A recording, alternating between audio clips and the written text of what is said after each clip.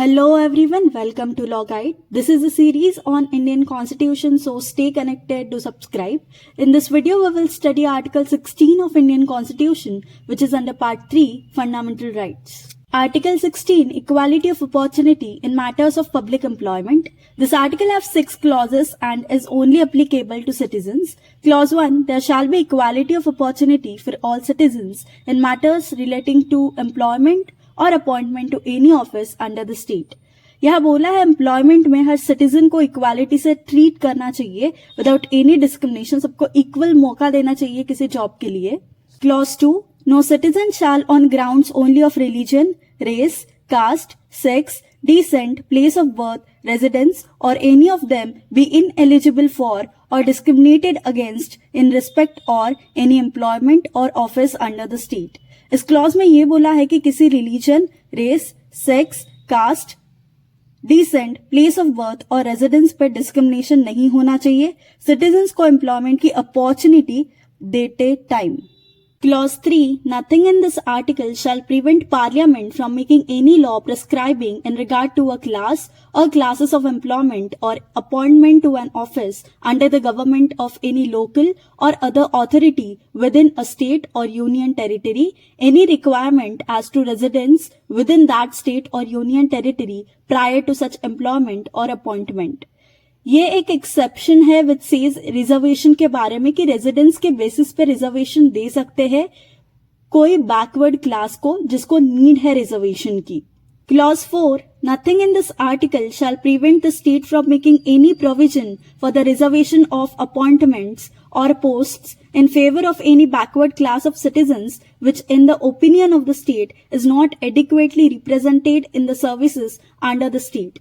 ये क्लॉज बात करता है रिजर्वेशन की जॉब्स में बैकवर्ड क्लासेस के लिए, उन लोगों के लिए जो वो सर्विस में पीछे है एंड दे नीड दैट कोई रिजर्वेशन देके उनको आगे अपलिफ्ट किया जाए। 77th अमेंडमेंट से क्लॉज 4A ऐड किया गया था। Clause 4A, nothing in this article shall prevent the state from making any provision for reservation in matters of promotion with consequential seniority to any class or classes of posts in the services under the state in favor of the SC and ST in the opinion of the state are not adequately represented in the services under the state। इसमें SC और ST people को promotion में reservation दिया गया और 85th amendment से consequential seniority add किया गया था। Clause 4B, nothing in this article shall prevent the state from considering any unfilled vacancies of a year which are reserved for being filled up in that year in accordance with any provision for reservation made under Clause 4 or Clause 4A as a separate class of vacancies to be filled up in any succeeding year or years, and such class of vacancies shall not be considered together with the vacancies of the year in which they are being filled up for determining the ceiling of 50% reservation on total number of vacancies of that year। Clause 4B was also added by 81st Amendment, जिससे 50% ceiling limit थी कि state and jobs में 50% तक ही reservation दे सकता था, वो हटा दिया गया था और कैरी फॉरवर्ड रूल भी ऐड करा गया।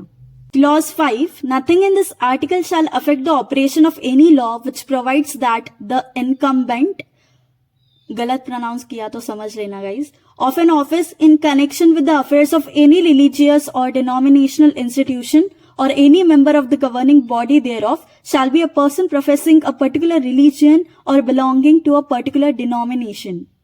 इसमें बोला था कि कोई इंस्टीट्यूशन है which is religious, for example recent case ले लो, जो राम मंदिर है तो वहां जो पंडित होंगे वो कोई मुस्लिम रिलीजन के नहीं हो सकते हैं, तो ऐसे रिलीजियस इंस्टीट्यूशन के लिए ये सारे प्रोविजन क्लॉज 1, 2, 3, 4, 4A, 4B ये अप्लाई नहीं होंगे। उसी रिलीजन के जो भी लोग हैं वही अपॉइंट होंगे वहां पे।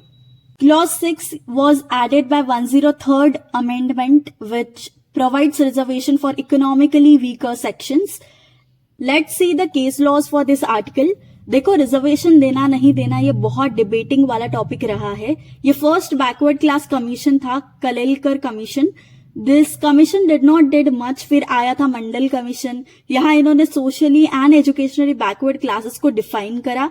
इस कमीशन ने थ्रू सर्वे जाना कि 52% of Indians socially and educationally backward है। सो 27 परसेंट रिजर्वेशन ये सोशली एंड एजुकेशनली बैकवर्ड लोगों को, दैट इज SC/BC के लोगों को दिया गया।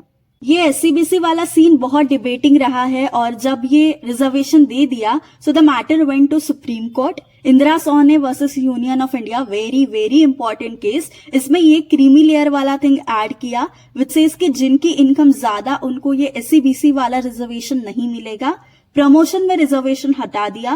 कैरी फॉरवर्ड रूल कॉन्स्टिट्यूशनल माना गया था। इसको मतलब कोई रिजर्वेशन के सीट्स थी बट वो भरी नहीं गई तो वो नेक्स्ट ईयर भरी जाएगी, बट ये last time and current time जिस टाइम जॉब्स में ले रहे हैं वो रिजर्वेशन 50% से ऊपर नहीं जाना चाहिए था।